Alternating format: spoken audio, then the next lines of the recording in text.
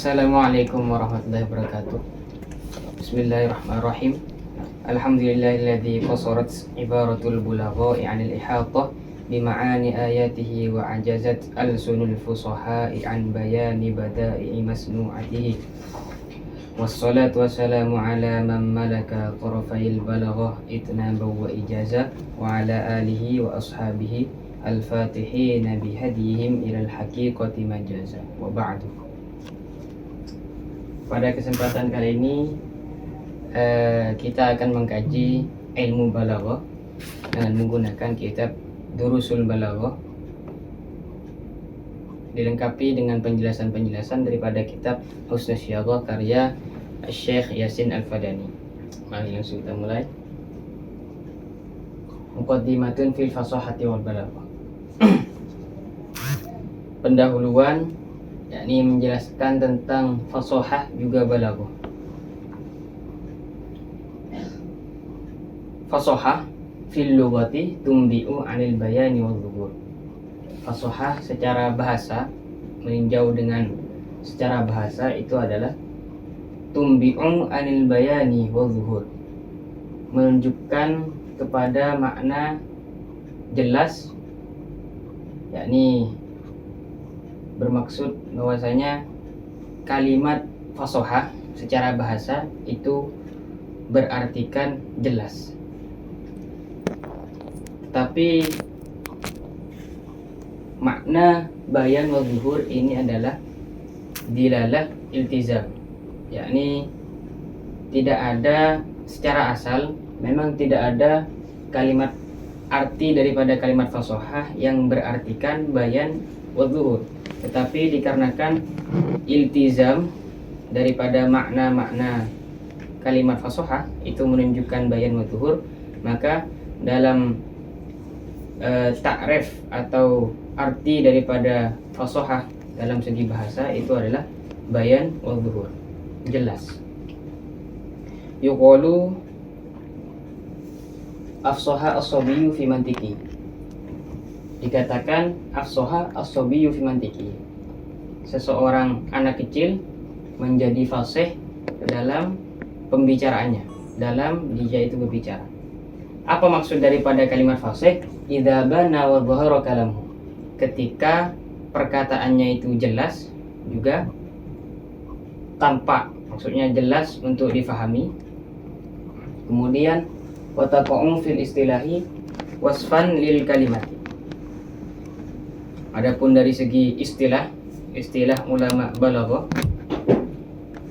kalimat fasahah itu adalah sifat bagi kalimat, kalam dan juga mutakallim. Adapun yang dimaksud dari sini adalah sebuah kalimat, dalam contoh kalimatun, lafaz kalimatun itu bisa disifati dengan kata fasih, yakni kalimatun fasihah atau lafzun fasih.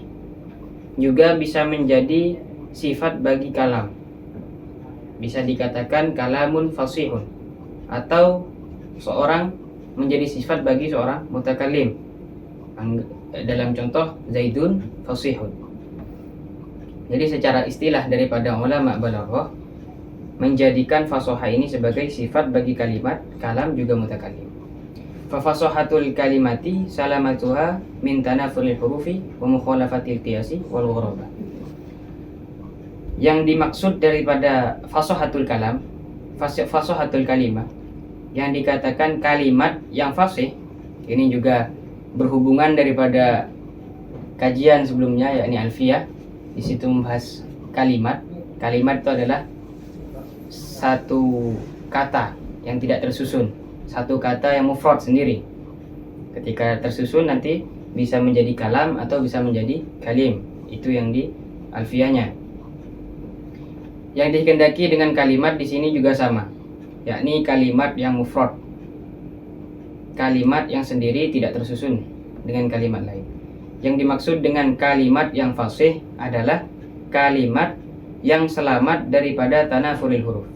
Tanafuril huruf itu kalau dalam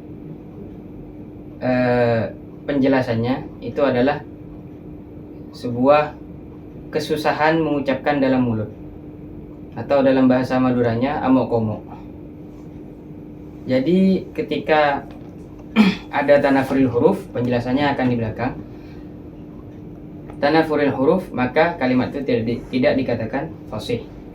Juga mukhalafatil qiyas. Mukhalafatil qiyas ini adalah menyalahi kepada ketetapan dalam bahasa Arab. Juga ghorobah. Ghorobah ini adalah kata-kata yang aneh, yang susah untuk difahami. Lanjut ke penjelasannya. Kenapa fatanafurul huruf? Ini adalah penjelasan daripada tanafurul huruf. Tanafurul huruf wasfun fil kalimati yujibu thiqalaha 'ala lisan wa usran nutqi biha. Usran nutqi di situ atof bayan atau atof sabab. Atof musabbab 'ala sabab. Tanafurul huruf itu adalah sifat dalam sebuah kalimat yang membuat kalimat itu berat untuk diucapkan di lidah. Jadi contohnya adalah nahwu adz-dzashi lil maudhi'il khashin. Contohnya seperti kalimat adz-dzashu. Tanafurul huruf itu dikatakan merusak kepada fasahatul kalimat, kepada kefasihan sebuah kalimat, ketika yujibu syai'an 'aziman bihaitsu yasiru 'ala lisan kal hamli saqil. Ketika kalimat tersebut, tanafur tersebut menyebabkan keberatan pada lisan, berat untuk mengucapkan kalimat tersebut. Contohnya, pembagian daripada tanafur itu ada dua jenis, yakni tanafur yang tinggi, contohnya seperti nahwu adz-dzashu. Ini dalam bahasa sehari-hari kita, bahasa Madura, yakni dikatakan amok komok, selak kecolok. Adz-dzashu itu kan susah untuk diucapkan. Atau contoh selanjutnya, saya tarik dulu.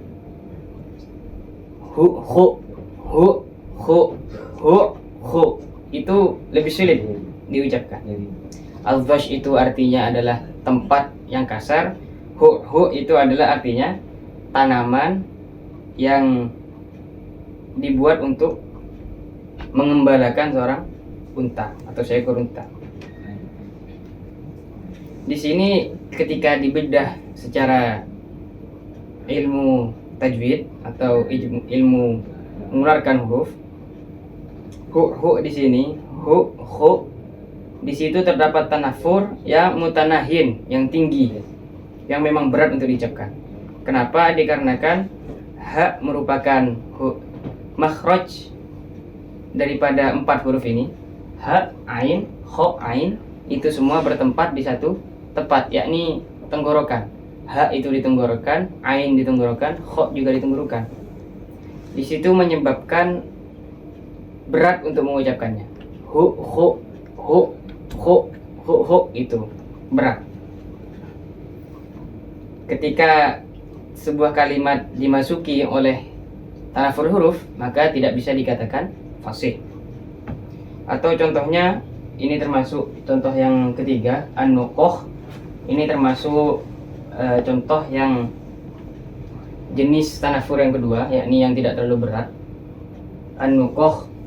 An-nuqoh ini adalah artinya air yang tawar, yang murni atau yang bening.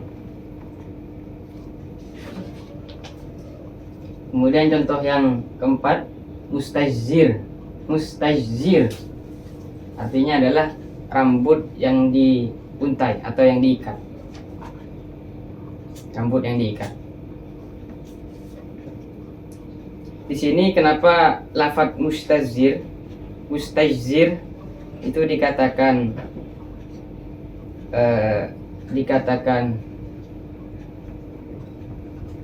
tanafur, dikarenakan di situ terdapat shin yang mahmus dan juga rikhwah.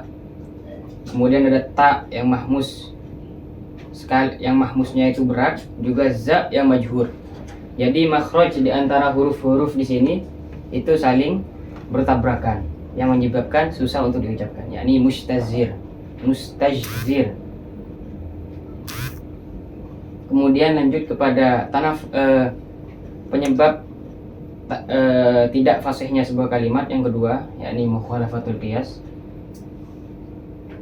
Mukhalafatul qiyas ini adalah kaunul kalimati ghairu jariyatin 'alal qanun as-sarfi. Mukhalafatul qiyas adalah keadaan ketika kalimat itu tidak mengikuti kepada aturan-aturan sorof. Aturan-aturan sorof. Jadi kami contohkan.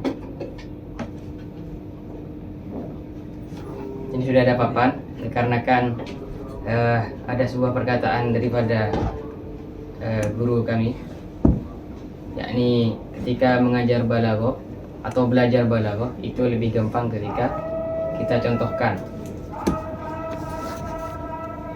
Ya, sahur. Bermoyen sahur. Oke. Jadi contoh daripada mukhalafatul qiyas itu contohnya seperti ini. Kita mungkin antum silakan. Mungkin sudah masyhur bahwasanya qaidah kulibatil wawu alifan litaharrukiha ba'da harfin shahihin. Ya, ini contohnya seperti qala. Qala asluhu qawala. Kulibatil wawu alifan litaharrukiha wan fitahi ma qablaha fasara qala. Ini yang dikatakan qanun as-sarfi. Jadi mengubah wawu menjadi alif di sini adalah aturan daripada ilmu sorof. Qala dikatakan kalimat yang fasih karena selamat daripada tanafurul huruf, selamat daripada mukhalafatul qiyas dan juga gharabah. Ketika kita menyebutkan qawala Zaidun tanpa mengiklal atau tanpa mengikuti kaidah sorof, maka ini termasuk mukhalafatul qiyas karena tidak mengikuti kepada aturan-aturan sorof. Baik. Ketika mengikuti kepada aturan sorof, maka kalimat itu menjadi fasih. Ketika tidak mengikuti, maka tidak fasih. Tetapi di sini dengan catatan, ya, ini aturan di sini atau keluar daripada kaidah di sini itu ketika haitsu qalla isti'mal, ketika penggunaannya itu sedikit. Dalam contoh qala itu jelas lebih banyak mengiklal menjadi lafaz qala, bukan menggunakan lafaz qawala. Jadi ini qalla al-isti'mal, sedikit penggunaannya lafaz qawala. Maka di situ disebutkan bahwa lafaz qawala yang tidak mengikuti i'lal itu tidak fasih.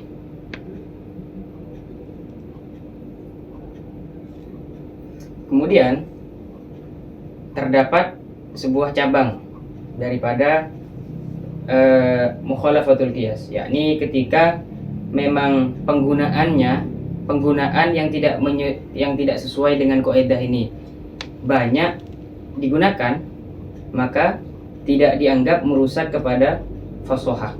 Tidak dianggap merusak kepada fasahah.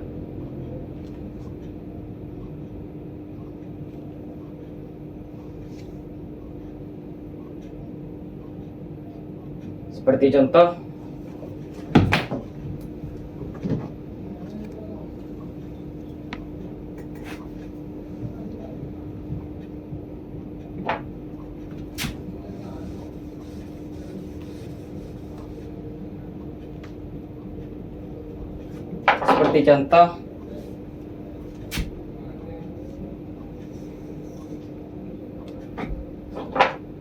maklumi tulisannya.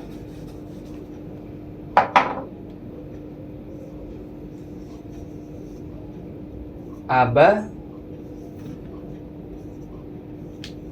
ya'ba. Aba ya'ba ini mengikuti, yakni aba ya'ba ini mengikuti wazan fa'ala yaf'alu bi fathil aini, dengan fathanya ain fi'il.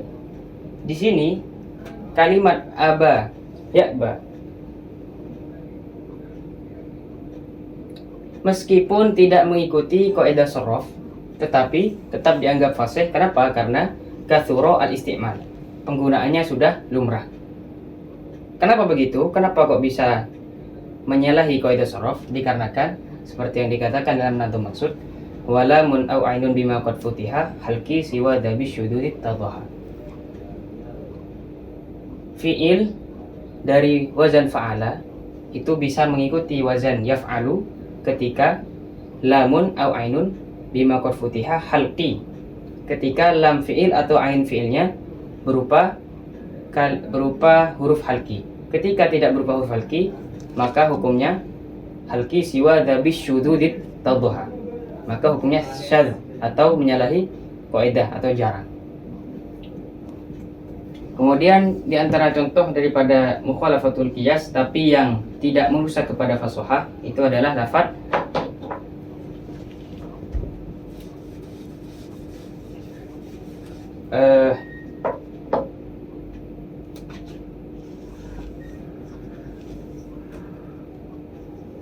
masyriq atau maghrib atau masjid.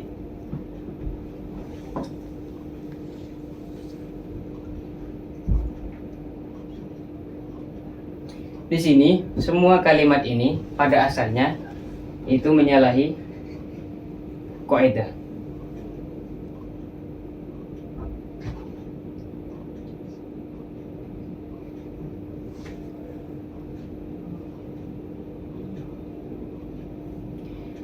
Kenapa dikatakan menyalahi kaidah? Karena seharusnya lafaz masyriq atau maghrib atau masjid itu harusnya mengikuti wazan maf'alun. Dikatakan pada nadhum maksud kadas muni zamani wal makani min mudhari'in illa bi kasriha yabi. Dikatakan boleh menggunakan wazan maf'ilun itu ketika ain fi'il daripada fi'il mudhari'nya itu mengikuti wazan yaf'ilu, dan tiga kalimat ini wazan fi'il mudhari'nya tidak mengikuti wazan yaf'ilu, maka ini dihukumi menyalahi kaidah. Tetapi dikarenakan sudah sering digunakan oleh orang Arab, maka tidak menyalahi kaidah pada tiga kalimat ini dikatakan tidak merusak kepada fasahah. Lanjut. Kajam ibukin ala bukotin fi qaulil mutanabbi. Contohnya seperti menjamakkan lafaz bukin menggunakan lafaz bukotin dalam perkataan mutanabbi, seorang penyair yang sangat terkenal. Fa iyyaku ba'dun nasi saifan lidaulatin fa fin nasi bukotun laha wa tubun. Apabila sebagian manusia itu merupakan pedang, yakni kesatria bagi sebuah kerajaan, maka sebagian manusia yang lain ada trompet dan juga gendang, yakni maku sangar orangnya kibari colo-colo ya. Idil qiyasu fi jam'ihi lil qillati abwaqun.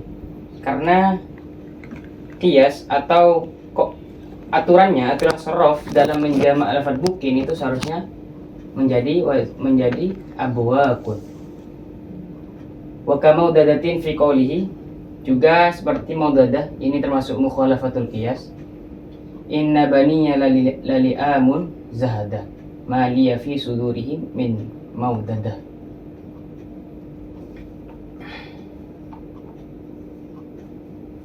Inna baniya lali amun zahada, sungguhnya anak-anakku itu tidak bagus atau tidak ada kebagusan pada mereka. Ma liya fi sudurihim min maudadah, tidak ada dalam hati-hati mereka kecintaan. Ya, ini perkataan syair yang mana menyalahi kaidah daripada sorof. Wal qiyasu mawaddatun bil idgham. Aslinya kiasnya aturan daripada sorof itu menggunakan lafaz mawaddah bukan mauddah. Saya jelaskan lagi.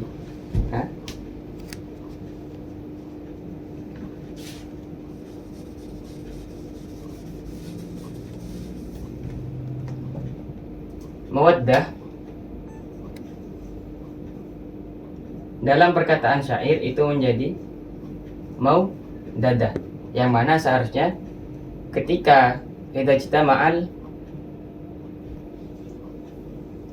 dua huruf misil, yakni dua huruf yang sama, maka kaidahnya harus diidghamkan. Kemudian yang terakhir, wal gharabatu kaunul kalimati ghairu dhahiratil makna. Ghorobah itu adalah kondisi di mana kalimat itu tidak jelas maknanya atau maknanya tidak tampak, yakni susah untuk diketahui maknanya. Seperti takaka'a yang berarti ijtama'a, atau ifronko'a yang berarti insorofa, atau itlaqomma yang dengan arti istadda. Maksud daripada ghairu dhahiratil makna itu adalah kalimat-kalimat di atas, yakni takaka'a, ifronko'a, itlaqomma, itu termasuk kalimat-kalimat yang susah untuk diketahui artinya, yakni termasuk kalimat-kalimat yang aneh, yang mana untuk mengetahuinya kita harus membuka kamus-kamus Arab yang memang sangat lengkap.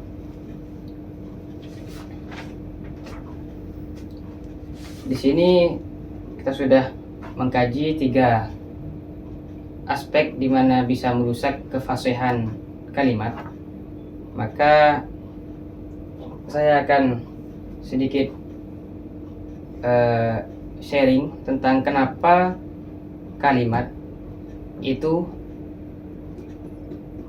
cara merusak kalimat, kefasihan kalimat itu hanya 3, yakni tanafur, mukhalafah, dan juga ghorobah. Dikarenakan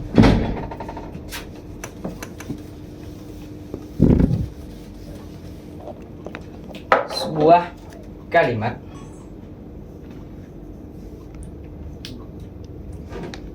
kalimat itu mempunyai, pertama, maddah, yakni unsur daripada kalimat tersebut.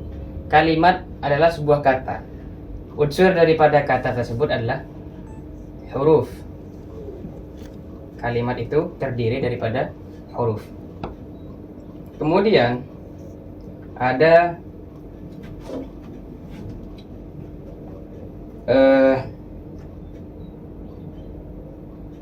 surah, bentuk daripada kalimat tersebut.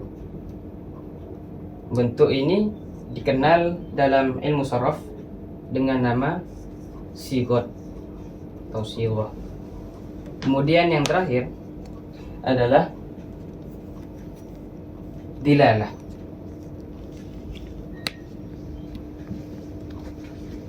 Dilalah kepada makna. Jadi